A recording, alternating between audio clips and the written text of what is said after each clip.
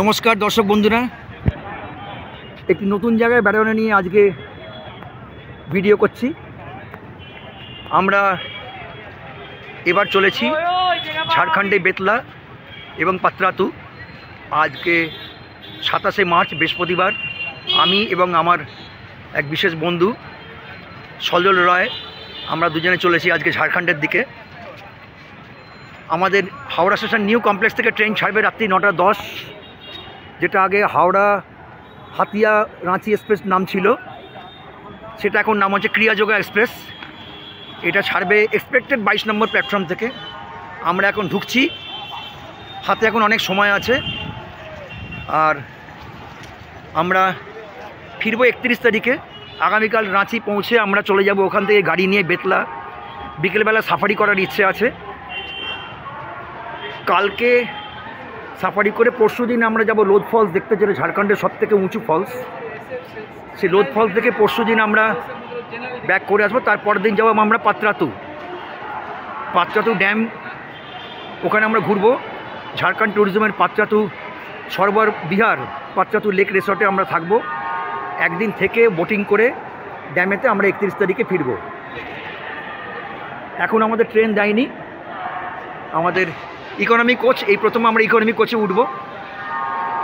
আমাদের coach number M2, দুটো lower birth পেয়েছি, 73 এবং 76।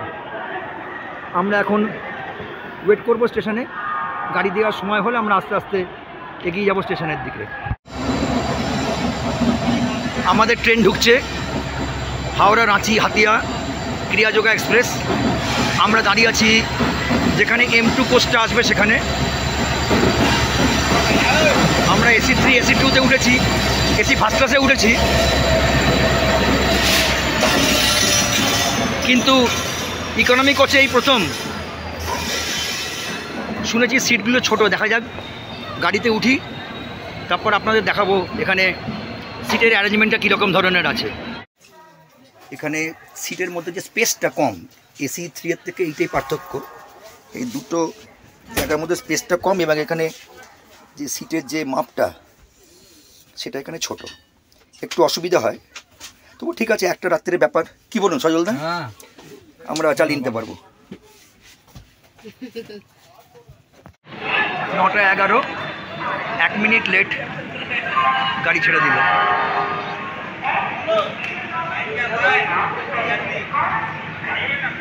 অল্প রাস্তা, আশা করি কালকে সঠিক সময় পৌঁছবে। 5:40 পৌঁছানোর টাইম। আমরা এসে পৌঁছলাম রাঁচি জংশনে।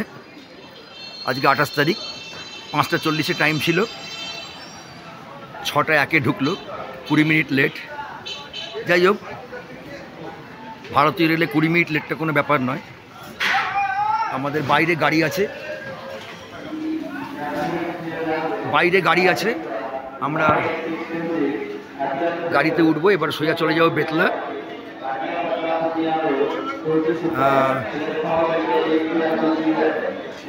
ধীরে ধীরে আমরা স্টেশনের বাইরে চলেছি। এখানে এখন একটু ঠান্ডা ঠান্ডা ভাব আছে। ভোরের দিকে আর সন্ধ্যের দিকে একটু ঠান্ডা ভাব থাকে। যাই হোক, ওয়েদার খুবই ভালো। এবার আমরা চলেছি গাড়ির দিকে। আমরা স্টেশনের বাইরে চলে এসেছি, গাড়ির সামনে। এই আমাদের গাড়ির সামনে দাঁড়িয়ে আছে JH01F6590। এই গাড়ি 4 দিন আমাদের সঙ্গে থাকবে। आप ये राजू जी? अच्छा अच्छा, ये हमारा गाड़ी है, ये ड्राइवर है। ये राजू जी है हमारा साथ, हमको घुमाएंगे 4 दिन, 28, 29, 30, 31। तो ठीक है, चलिए अब निकलना है यहाँ से। বসে পড়ুন সজলদা।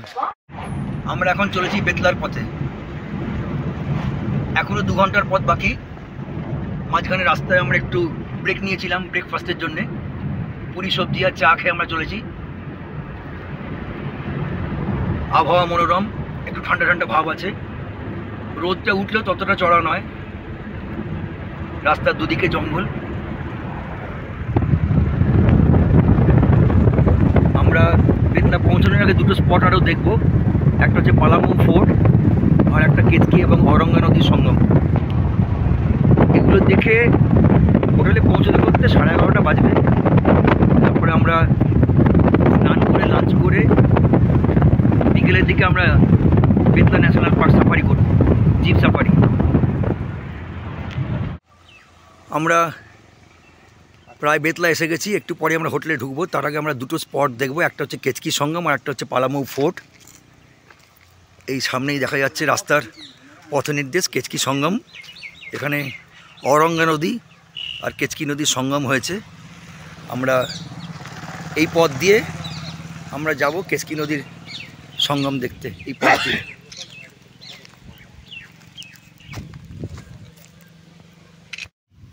আমরা এসে পৌঁছেছি কেচকি সঙ্গম। এই সামনে বালির চড়া একদম। এই ডান দিক দিয়ে অরঙ্গা নদী আসছে, এই ব্রিজের নিচ দিয়ে এই অরঙ্গা নদী এসে আমার বাঁ দিকে হচ্ছে কেচকি নদী, এই কেচকির সঙ্গে মিশেছে। আমরা আরেকটু সামনে যাচ্ছি সঙ্গমটা ভালোভাবে দেখার জন্য। আমরা এসে পৌঁছেছি সঙ্গমের কাছে। এই কেচকি নদী এখানে খুব সুন্দর একটি পিকনিক স্পট। বেতলা ফরেস্টের কাছেই হচ্ছে ডাল্টনগঞ্জ, এবং সেখানে কেচকি নদী স্টেশনের পাশ দিয়ে বয়ে চলেছে। কেচকি নামে একটি স্টেশনও আছে, খুব ভালো পিকনিক স্পট। এই কেচকি নদী এই ডান দিকে এসে তারও এই দিক থেকে যে অরঙ্গা নদী আসছে সেই অরঙ্গা নদীর সঙ্গে মিশেছে। সঙ্গমটা একটু দূরে, এখন এই বাড়ির ওপর দিয়ে যাওয়া সম্ভব না, কারণ চোরাবালিও থাকতে পারে। তাই এই সঙ্গমটা দূর থেকেই আপনাদের দেখাচ্ছি। এই বাঁ দিকে কেচকি আর ডান দিকে অরঙ্গা নদীর সঙ্গে এই সঙ্গমে মিলিত হয়েছে। এখানে থাকার জন্য যে সুন্দর যে কটেজ রয়েছে, এই কটেজগুলি হচ্ছে এসি, 3000 টাকা ভাড়া। আর ভেতরে যে কটেজটি আছে সেটা হচ্ছে 2500 টাকা, আর এইটা হচ্ছে 3000 টাকা। এবং এখানে উনি বললেন যে এইটা এই বছরে ফেব্রুয়ারি মাসে ওপেন হয়েছে, মানে 2025-এর ফেব্রুয়ারি মাসে ওপেন হয়েছে। এবং খুব শান্ত পরিবেশে কেচকি সঙ্গমে থাকার জন্য এই বাংলোটি এক কথায় অসাধারণ। এটা www.palamau-reserve-forest.in, আমি দেখাচ্ছি ওয়েবসাইটটা আপনাদের। সেখান থেকে বুকিং হয়, এনারা বললেন এই ঘরগুলি হচ্ছে 3000 টাকা শুধু থাকার জন্য পার নাইট। আর এই যে সামনের যে দুটি কটেজ রয়েছে এটা নন এসি, এগুলি 2500 টাকা। সামনে হচ্ছে অরঙ্গা নদী, আর এই বাঁ দিকে অরঙ্গা নদী গিয়ে কেচকির সঙ্গে মিশছে। এই পরপর এতগুলি কটেজ রয়েছে। এই কটেজগুলি বুক করতে গেলে যে ওয়েবসাইট দিয়ে বুক করতে হয় www.palamau-tiger-reserve.in, এনারা বলেন এখান থেকে অনলাইনে বুকিং করা যায়, নন এসি, এসি। এবং সামনে ক্যান্টিন রয়েছে, ব্রেকফাস্ট কমপ্লিমেন্টারি নয়, সামনে ক্যান্টিন রয়েছে, ক্যান্টিনে সবই পাওয়া যায়। এখানে ফুড কোর্ট রয়েছে এবং একদম নির্জন পরিবেশে সদ্য এটি ওপেন হয়েছে। এবং আপনারা যদি চান মনোরম পরিবেশে থাকার জন্য এটি একটি আদর্শ জায়গা কেচকি নদীর সঙ্গমে, কেচকি এবং অরঙ্গার সঙ্গমে খুব ভালো একটি স্পট এটি। কেচকি সঙ্গম দেখার পরে আমরা এসে পৌঁছেছি পালামৌ ফোর্টে। এই পালামৌ ফোর্ট প্রায় 250 বছরের পুরনো। এখানে চেরো রাজবংশ যে ছিল সেখানকার এক রাজা মেদিনী রায়, তিনি এই ফোর্টটি তৈরি করেন। আনুমানিক 1758 থেকে 1774 সালের মধ্যে এই ফোর্টটি তৈরি করা হয়। এবং এই ফোর্টটি অনেকটাই বিস্তৃত, পাহাড়ের উপরে এই ফোর্ট খুবই পুরনো। এখন আমরা এই ফোর্টে এসেছি, এই ফোর্টের চারদিকটা আমরা ঘুরে দেখব। দেখার পরে আমরা হোটেলে চেক ইন করবো আজকে। এইটা হচ্ছে ফোর্টে ঢোকার রাস্তা।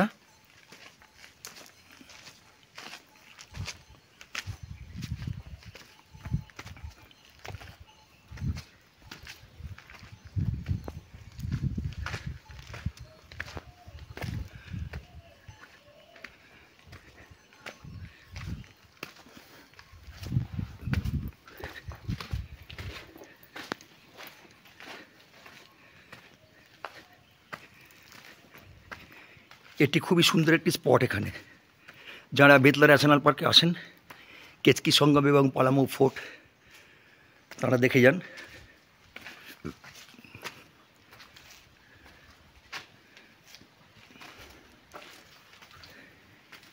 এই পুরো চত্বর জুড়ে দুর্গটি নির্মাণ হয়েছিল।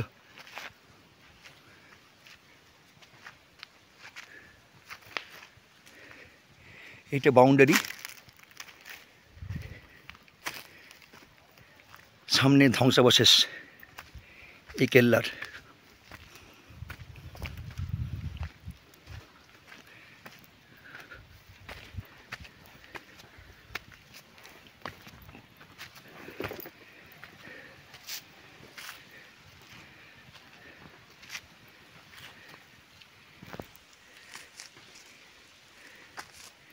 চতুর্দিকে জঙ্গল হয়ে গেছে। এখানে পেছনে যে সিঁড়ি আছে সেই সিঁড়ি দিয়ে ছাদে যাওয়া যায়, কিন্তু আমরা এখন যাব না, আমরা বাইরে থেকেই এই ফোর্টটা দেখে নেব।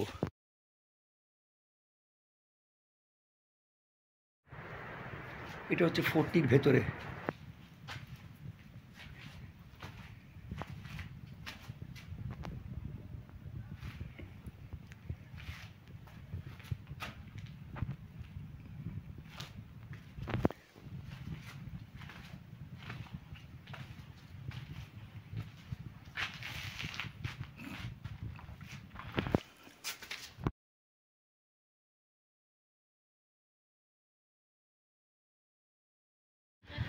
অবশেষে আমরা এসে পৌঁছলাম বেতলা ন্যাশনাল পার্কের সামনে।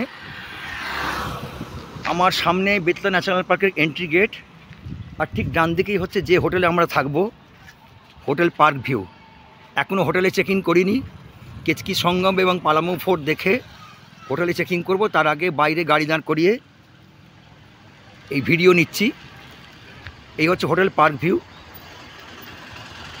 সামনে লেখা আছে। আর ঠিক উল্টো দিকেই হচ্ছে বেতলা ন্যাশনাল পার্কের এন্ট্রি গেট। আমরা স্নান করে খাওয়া দাওয়া সেরে তারপর বিকেলের দিকে আমরা আসব সাফারি করতে। 1 ঘন্টা সাফারি হয় এখানে, ভেতরে জিপ ভাড়া পাওয়া যায়। এই হচ্ছে বেতলা ন্যাশনাল পার্ক আর এন্ট্রি গেট। একটু খবর নিয়ে যাই, তারপরে বিকেলবেলা এসে আমরা সাফারি করব। এখন আমি বেতলা ন্যাশনাল পার্কে প্রবেশ করছি। আমরা সাফারি করব বিকেলবেলা। এখানে খবর নিয়ে যেটুকু জানলাম সেটা হচ্ছে যে সকাল 6টা থেকে বেলা 10টা এবং দুপুর 2টো থেকে সন্ধ্যে 6টা পর্যন্ত সাফারি চলে। লাস্ট সাফারি সন্ধ্যে 6টার সময়। আমরা বিকেলবেলা 5:30টার মধ্যে এসে সাফারিটা করব। আর এখানে বাঘ এখন নেই, বাইসন দেখতে পাওয়া যায়, তাও সংখ্যায় কম। ময়ূর আছে, হরিণ আছে, লাঙ্গুর আছে, এ সমস্ত ছোটোখাটো প্রাণীরা আছে। কিন্তু জঙ্গলে একটা আলাদা বিউটি আছে। 1 ঘন্টা সাফারি হয় এখান থেকে।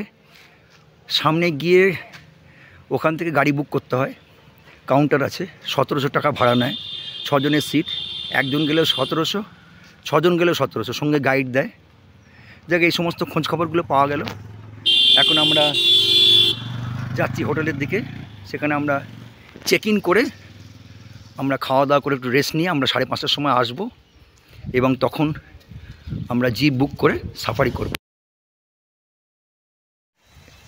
একটু আগে আমরা হোটেলে চেক ইন করেছি। আমাদের ঘর নিচে 1 তলায়। এই হচ্ছে হোটেলে ঢোকার রাস্তা।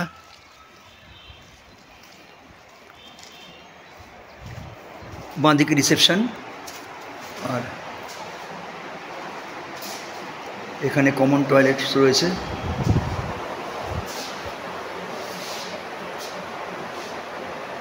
এগুলো সাইট সিইং, কোনটা কত কিলোমিটার।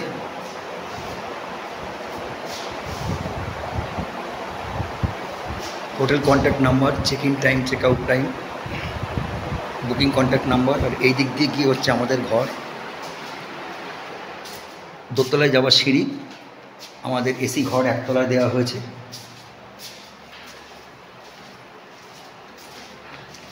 Room number 101।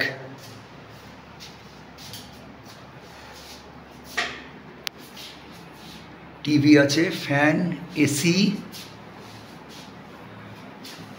এখানে একটি আয়না, দুটি চেয়ার টেবিল, আর এই খাট। খুবই সাধারণ মানের। হ্যান্ড শাওয়ার, এখানে বেসিন, টয়লেট্রিজ কিছু নেই, দুটো সাবান দিয়েছে এবং দুটো টাওয়েল রয়েছে। আর এই ঘরের সাথে ছোট্ট একটি ব্যালকনি আছে, সামনে ফরেস্ট ভিউ, গেট দিয়ে বেরোলে ডান দিকেই বেতলা ন্যাশনাল পার্কের এন্ট্রি। এই ঘর পার নাইট 2000 টাকা করে, কোনো কমপ্লিমেন্টারি ব্রেকফাস্ট নেই, শুধু থাকার চার্জ হচ্ছে 2000 টাকা পার নাইট।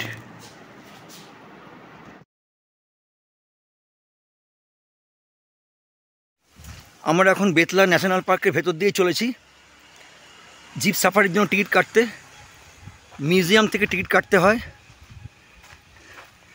সামনে রাস্তার এখানে ইউথ হোস্টেল, আর দূরে যে বাড়িটি দেখা যাচ্ছে সেটি ঝাড়খণ্ড ট্যুরিজমের বন বিহার, আন্ডার মেনটেনেন্স, তাই আমরা ওখানে থাকতে পারিনি। এই সামনে আমরা চলেছি, এখানেই বেতলা ন্যাশনাল পার্ক। এখানে দূরে হরিণ দেখা যাচ্ছে। আমরা ওখানে টাকা জমা দিয়ে জিপ নিয়ে, সঙ্গে গাইড থাকবে, ড্রাইভার থাকবে, আমরা জিপ সাফারি করব। এই বেতলা ন্যাশনাল পার্ক লাতেহার এবং পালামৌ এই দুটি জেলা নিয়েই বিস্তৃত, 226 বর্গ কিলোমিটার। এখন এখানে বাঘ নেই, অনেক বছর আগে থাকতো। হাতিও নেই, কিছু কুনকি হাতি রাখা আছে অন্যদিকে। হরিণ পাওয়া যায়, বাইসন, ময়ূর, লাঙ্গুর এগুলি আছে। এখন দেখি আমরা জিপ বুক করে তারপরে পরবর্তী ভিডিও আপলোড করব। এখন 5:05 আমাদের সাফারি শুরু হলো। এনারা চেষ্টা করবেন মানে যতটা ভালো দেখানো যায়। এখন সবই তো লাকের ওপর ডিপেন্ড করছে, কিছু করার নেই। হ্যাঁ, ये ट्री हाउस এটা ফরেস্ট ডিপার্টমেন্ট থেকে বুক করতে হয়।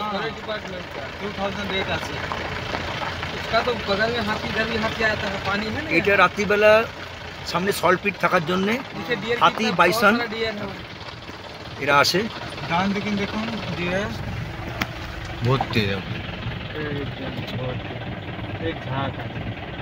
ভর্তি হরিণ এখানে।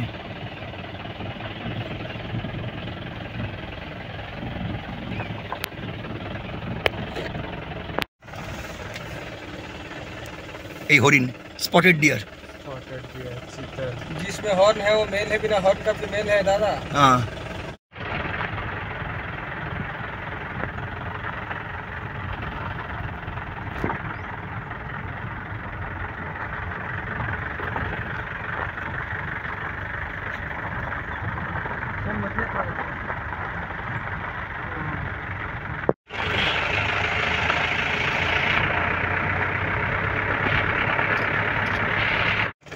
সামনে ময়ূর।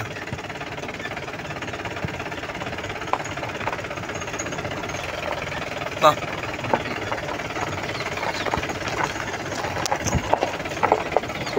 একদম সামনে।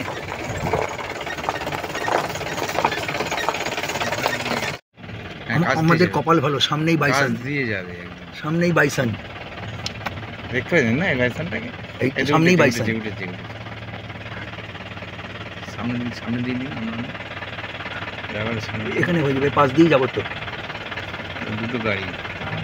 এই বাইসন, যাক একটা জিনিস দেখা গেল এখানে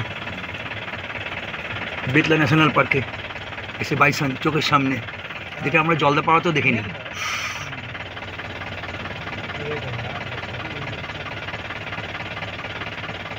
দেখুন বাইসনের পা দুটো সাদা, 4টে পাই সাদা।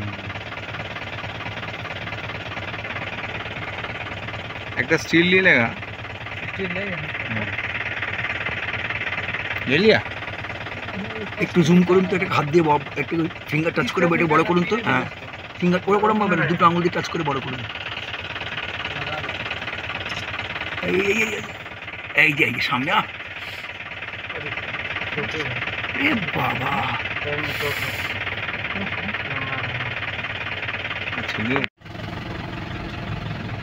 সূর্যের আলো গাছের ফাঁক দিয়ে জঙ্গলের ওপর পড়ছে।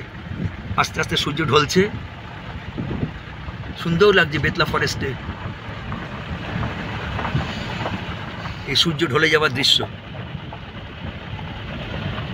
কিছুক্ষণ আগে আমরা বাইসন দেখলাম, মন ভরে গেল। এত কাছ থেকে বাইসন দেখতে পাবো আশা করিনি। সজলদা, আমরা লাকি। আর থ্যাঙ্কস আমাদের সঙ্গে যারা আছেন আজকে, ना ना आपका लक बहुत अच्छा ড্রাইভার সাহেব, গাইড সাহেব, তাদের অনেক অনেক ধন্যবাদ। इसलिए अभी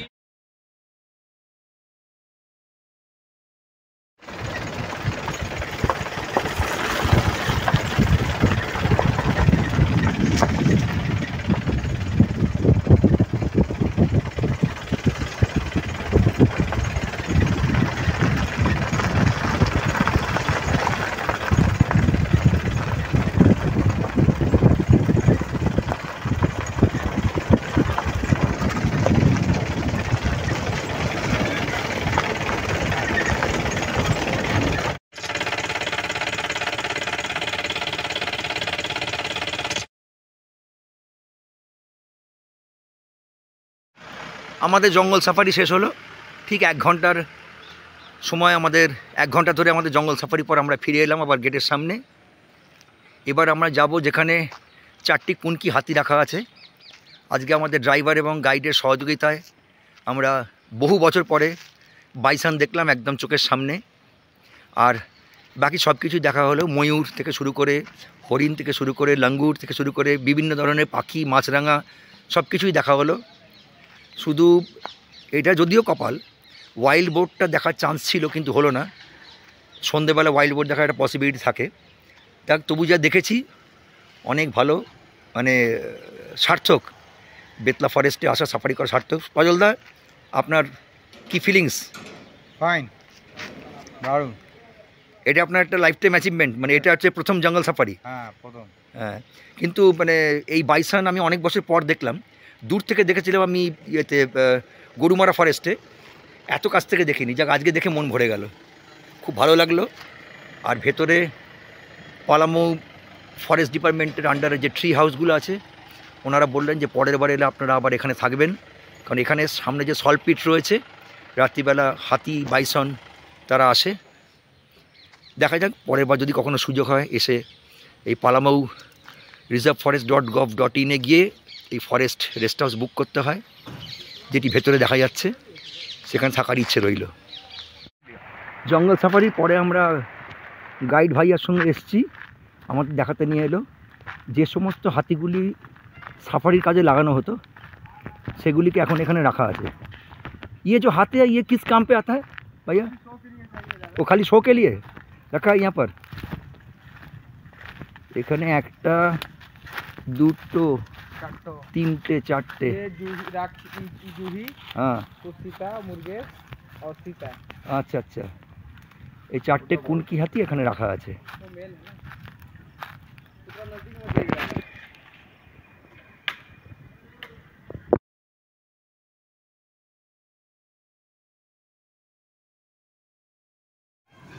বেতলা ফরেস্টের সামনে সন্ধেবেলাকার ভিউ। এই হচ্ছে ভেতরে হোটেল পার্ক ভিউ, আমাদের হোটেল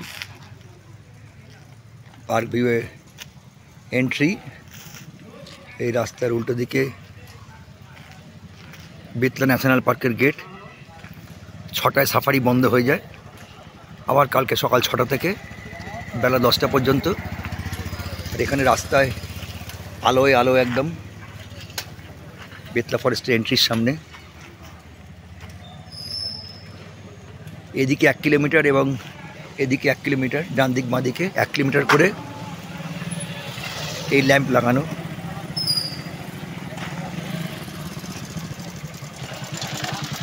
আমরা সাফারি শেষ করে একটু চা খেলাম, এবার আমরা হোটেলে ফিরে যাব। ঘরে বিশ্রাম নিয়ে, অনেকক্ষণই বিশ্রাম নিয়ে আমরা 9:15টার সময় খেতে আসবো। সারা রাত ভালো করে ঘুম হয়নি ট্রেনে, একটু রেস্ট নেবো তাই ঘরে গিয়ে।